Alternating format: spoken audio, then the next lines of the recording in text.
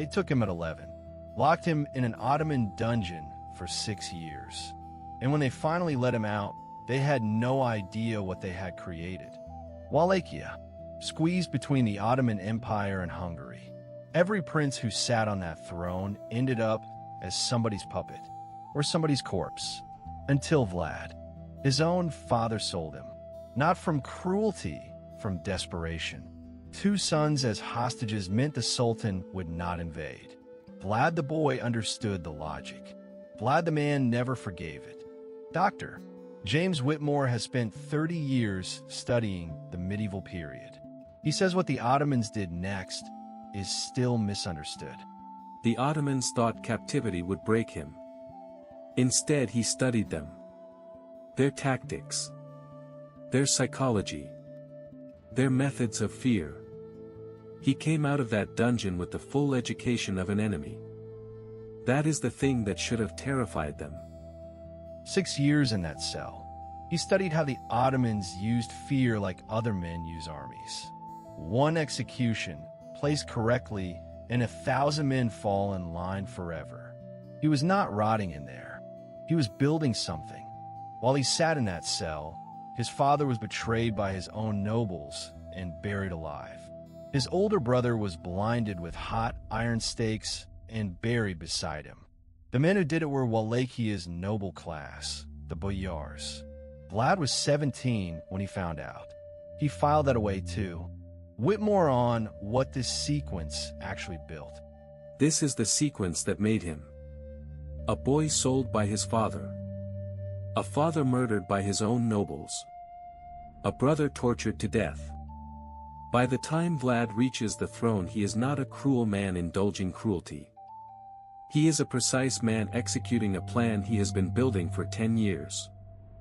The Ottomans released him when he became useful, a potential puppet prince for Wallachia. They handed him a small army and pointed him at the throne. They thought they were deploying an asset. They were releasing something they did not have a word for yet. He took the throne in 1448, lost it within months, spent 8 years in exile, watching, planning, waiting. When he came back in 1456, he was 25 years old, and the boyars who had buried his father alive were still sitting in their mansions, completely at ease. He invited every boyar to an Easter feast. All of them. The ones who killed his father. The ones who looked away. The ones who profited. They came. They ate. They laughed. They did not leave. The older nobles on taller stakes. The younger ones on shorter ones. Rank preserved even in death. This was not rage. He had thought about this for 8 years. Every stake was exactly where he intended it. Whitmore on what happened to the country after. People focus on the horror. What they miss is the result. After the boyars, Wallachia became one of the most orderly states in Eastern Europe. Crime vanished. Roads were safe. Merchants left gold cups at public fountains as a test, no one touched them. Terror, in Vlad's hands, was a governing tool. And it worked. A golden cup, left at a public fountain. Nobody touched it. Not once. In a medieval country where theft was a survival strategy for most people. That cup tells you everything about what Vlad had done to the psychology of his nation. The weak were safe from the strong. For the first time in a generation. The method was monstrous. The result was order. That tension is the whole story of Vlad III. The boyars were gone. The country was his. Crime was dead. But to the south, an empire of 150,000 soldiers was watching a 25-year-old prince who had just stopped paying his tribute. And the Sultan was not accustomed to being ignored. The tribute demand arrived. Vlad had an answer ready. It just wasn't the one the Sultan expected. When the Ottoman ambassadors arrived to collect the tribute, Vlad received them warmly, asked why they did not remove their turbans in his presence. They explained it was their custom to keep their heads covered at all times. Vlad said he respected that completely. Then he had their turbans nailed to their heads with iron spikes. He sent them back to Mehmed, alive. This was not madness. This was a declaration of war written in the only language a sultan who had conquered Constantinople would actually hear. Whitmore on why this was calculated, not impulsive. Mehmed II had taken Constantinople. He had broken the walls that held for 1,000 years. No one had ever sent him a message like this. But here is what people miss: Vlad sent it because he needed Mehmed angry. An angry sultan attacks on emotion. An emotional attack is easier to plan for than a patient one. Before Mehmed could mobilize, Vlad struck first. He crossed the Danube in winter and burned every Ottoman settlement he could reach. Then he wrote to the Hungarian king listing his body count: 23,884. He did not round the number. He did not round it, because rounding would have made it seem approximate. He wanted the king to understand this was exact, measured, counted. This was a man who recorded his dead the way a merchant records inventory. Mehmed's answer came in spring 1462. 150,000 soldiers. Against Vlad's 30,000. The Sultan wasn't coming to talk. He was coming to erase. Vlad burned everything. Village, food stores, wells poisoned, roads trapped. He handed Mehmed's army a country with nothing to eat, nothing to drink, nowhere to shelter. 150,000 soldiers walking into a landscape that had been engineered to kill them slowly. Whitmore puts the strategy plainly. The Scorched Earth campaign is textbook asymmetric warfare. Vlad knows he cannot beat the Ottomans in open battle. So he removes the conditions that make open battle possible. No food, no water, no shelter, constant night raids. He is not fighting their army. He is dismantling the logistics that hold their army together. By day the Ottomans marched through nothing. By night Vlad's men hit them from the trees. Supply lines, isolated patrols, stragglers. The greatest army in the world being bled one cut at a time by a force a fifth its size. And then the Ottoman advance guard reached the ridge outside Targovist and stopped. In the valley below them, 20,000 impaled Ottoman soldiers stretched across the entire landscape. Vlad had been building it for months. Every stake placed, every body chosen. Mehmed II, the man who took Constantinople in 53 days. The man who had never been stopped. His own chroniclers recorded what he said when he saw it. That a man who could do this to his enemies deserved to rule any land he wanted. Then he turned his army around. Whitmore on what the Forest of the Impaled actually was. The Forest of the Impaled is the moment that defines Vlad's genius and his horror in one image. He found the one thing that could stop 150,000 soldiers without fighting them. He made them afraid. And fear, at that scale, is a weapon more powerful than any army. Mehmed withdrew.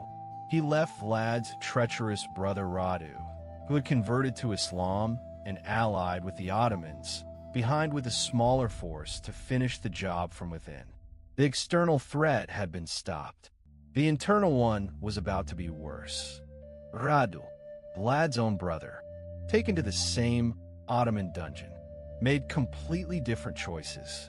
He was charming, he was loved, and he was now leading Ottoman forces against the man who had just turned the greatest army in the world around with 20,000 stakes. The betrayal was total. Whitmore on the brother, and whether he was wrong.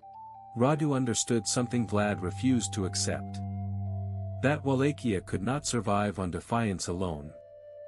That accommodation, even humiliating accommodation, was how small nations outlasted empires. He was probably right strategically. He just happened to be fighting the one man in history least capable of accommodation. One by one, the surviving boyars defected to Radu. Vlad had killed too many, trusted too few, built his entire rule on terror with no loyalty beneath it. When the pressure came, there was nothing to hold. In 1462, Vlad fled. The man who had stopped 150,000 soldiers retreated from his own brother. He rode north toward Hungary, toward King Matthias, the man he had written that letter to, the man who had received that list of 23,000 dead. Vlad expected an ally. What he found was a cell. Matthias arrested him. 12 years in a Hungarian cell. The charge was treason. Letters supposedly proving Vlad contacted the Ottomans. The letters were almost certainly forged. The timing was perfect for a king who had just taken the Pope's money to fight a war and needed someone to blame for not fighting it. Whitmore on the strangest chapter of the story. The 12 years in Hungarian captivity are the strangest part of the story. Because Vlad is not mistreated. He is housed comfortably. He converts to Catholicism. He marries a Hungarian noblewoman. He is essentially a prestigious prisoner. And he never stops trying to get back to his throne. The obsession never cools. There are stories from his captivity, that he impaled mice and birds in his cell to occupy himself, that servants found small wooden stakes with dead birds on them in his room. Nobody knows if it is true, but nobody has ever been surprised by it either. In 1476, Matthias finally released him, gave him back his throne. Vlad was 44 years old.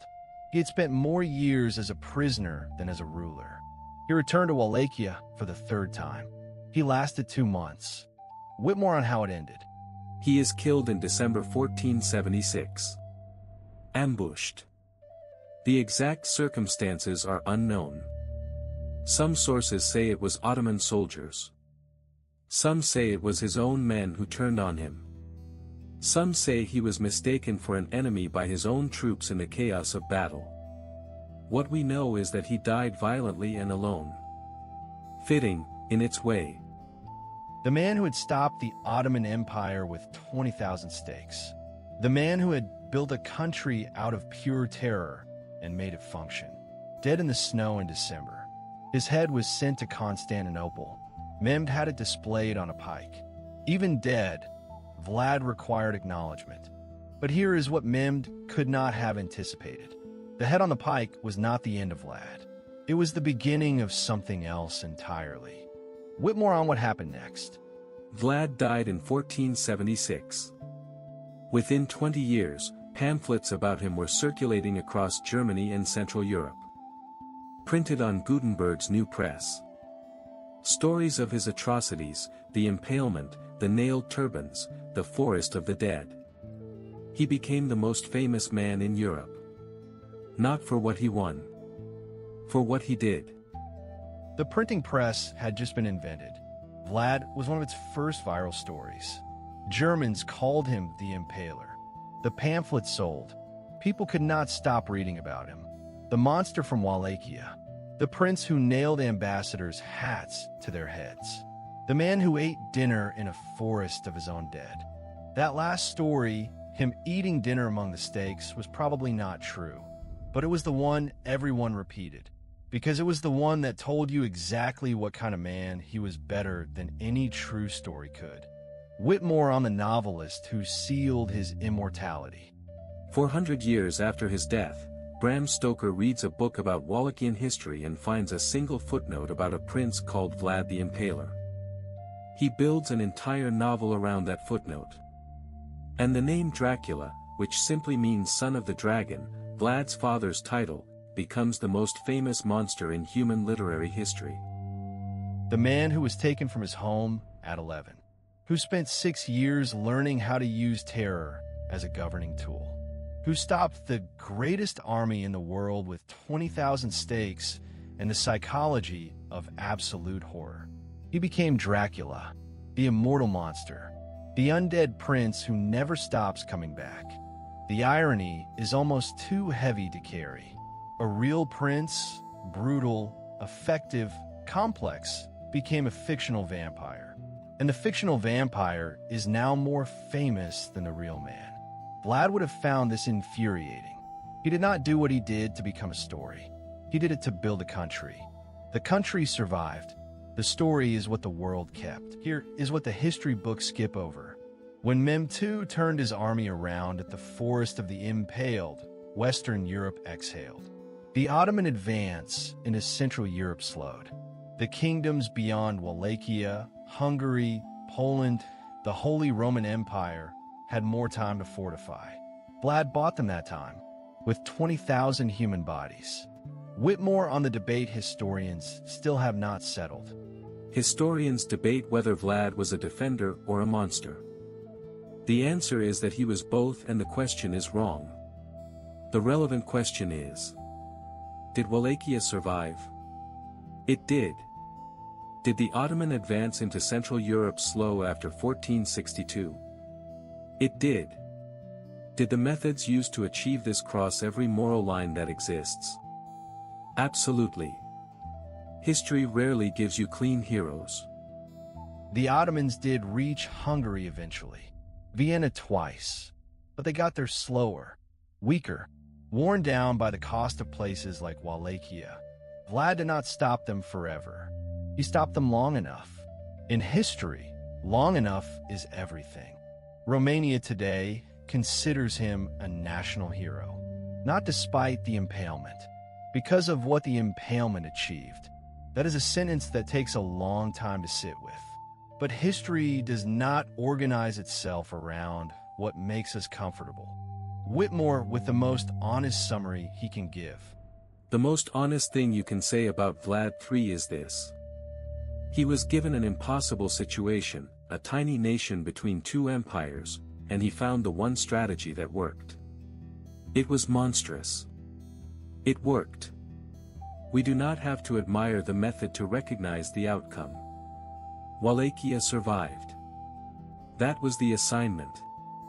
The people of Wallachia lived, farmed, traded, raised children, because the man on the throne was so terrifying that no one, neither the boyar class nor the Ottoman Empire, could find the nerve to walk through his door uninvited. There is something genuinely disturbing about how well it worked. The stake, that is his legacy, not the crown, not the throne, not the castle, the stake. The thing he found that worked when nothing else would. The thing that made an empire turn around. The thing that made the whole world afraid of a man from a small country nobody had ever heard of. Whitmore with a final word on the trade Vlad made. He was taken from his home at 11. Used as a political object by everyone around him. And he came out of it with one obsession. That no one would ever use Wallachia as an object again. He achieved that. The cost was everything a human being is supposed to hold sacred. Whether that trade was worth it is a question each person has to answer for themselves. His castle still stands, half ruined on a cliff. 600 steps cut directly into the mountain rock to reach it. No road, no comfort, no concession to anything except function and survival. It looks exactly like what it was built by. 600 steps cut into a mountain, just to reach the front door. That tells you everything about the man who built it. He was not interested in being approached casually. He never was. Before the forest of the Impaled, before the retreat, there was one night that defined Vlad more than anything else he ever did. June 16, 1462. 3,000 men against 150,000, and he chose to attack. Whitmore on what made this operation extraordinary. The night attack at Targovist is one of the most audacious military operations of the 15th century. 3,000 cavalry against the largest army the Ottomans had ever assembled in Europe. The objective was not to win. It was to kill Mehmed II personally. Vlad rode into that camp with the specific intention of finding the Sultan's tent and ending the war in one night. They hit the camp like a controlled explosion. Vlad's men had scouted it for weeks. They knew every guard rotation, every tent position, exactly where Mehmed slept. They moved through 150,000 men like they had rehearsed it. Because they had. They almost reached him. Almost. The Sultan had been moved to a different tent that night. A precaution. Standard protocol. The 3,000 men tore through the camp, killing everyone they could reach, then pulled back into the dark before the Ottomans could regroup. They lost hundreds. The Ottomans lost thousands. In the morning, Mehmed walked through what was left of his camp. His own chronicler recorded that he was shaken, that he said this Wallachian prince was a man to be feared. He did not say it like a compliment. He said it the way you say something when you realize you almost did not survive the night. Whitmore on what 3,000 men riding into 150,000 was really saying. 3,000 men against 150,000. And they nearly killed the Sultan. That is not a military operation. That is a statement of psychological philosophy. Vlad was telling Mehmed. There is no safe distance from me. There is no camp large enough. There is no army between us that I will not ride through to reach you. That message landed. 3,000 men rode into 150,000, killed thousands, almost killed the Sultan, and rode back out. It is one of the most extraordinary military operations in medieval European history. Nobody talks about it, because the man who did it was also the man who built the forest of the Impaled. We have decided he does not deserve admiration. History is not always fair. He pulled everyone back, counted his losses, and then began building the forest of the Impaled. Because the night attack had told him something important. Mehmed was afraid, and fear needed to be fed. 20,000 stakes, heights calculated, bodies chosen, the ridge selected so Mehmed's advance guard would crest it and see the entire valley in one moment. This was not a massacre. It was a message written in a language no dictionary has ever contained. Whitmore on Mehmed's decision to turn around. What Vlad built outside Targovist was a message.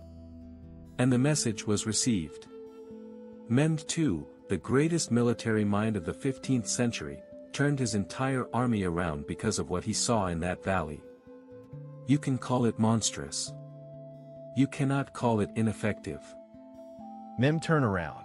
150,000 soldiers walked away from 30,000 because of what was in that valley. Wallachia survived. For now. And the man who built that valley would spend the rest of his life in other men's prisons, dreaming about the throne he had held for 6 years. Every day from his cell, counting stakes, he never stopped believing he was right. Not in the Hungarian prison. Not after his brother took his throne. Not after every betrayal. The certainty never cracked. That certainty is the most terrifying thing about him.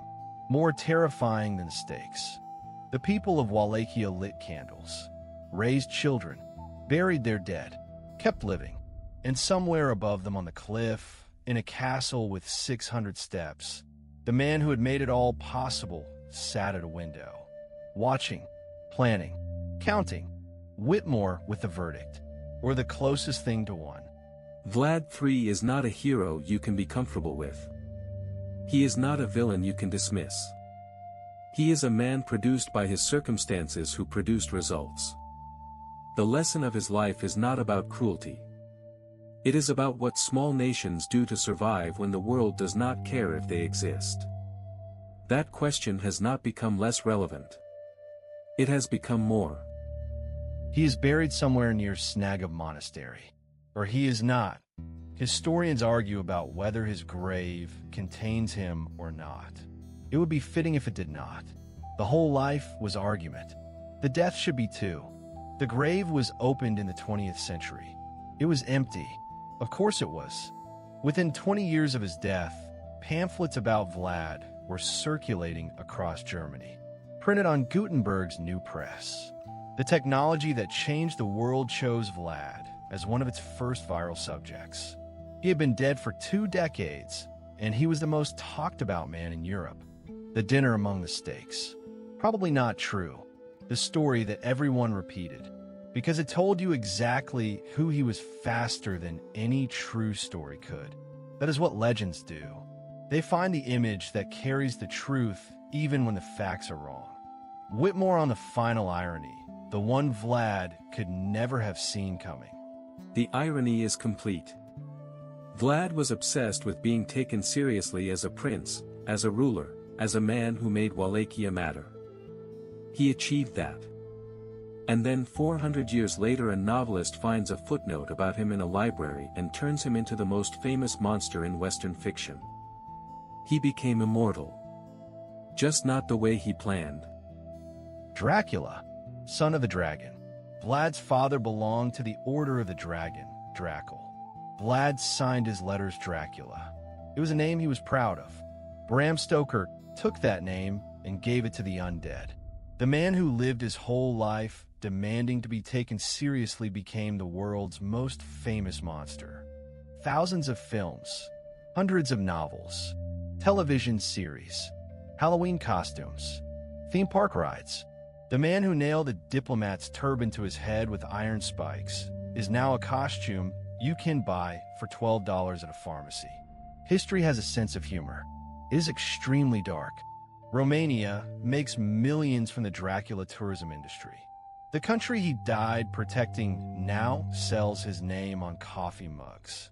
It is the most unlikely ending to the most violent story in medieval European history. He would have impaled someone for it. Whitmore, one last time, on the verdict history already gave. What should the verdict be? That is the question I am always asked. My answer is always the same. The verdict is not ours to give. History gave its verdict already. Wallachia survived. The Ottoman advance slowed. The name endured. By every measure history actually uses, survival, impact, memory, Vlad III succeeded completely. We just wish he had done it differently.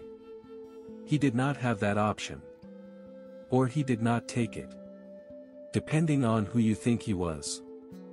He was taken at 11, used by everyone, betrayed by his father, his brother, his king. He built a country out of terror, stopped an empire with 20,000 dead, died in the snow in a minor skirmish, and became the most famous monster in human fiction.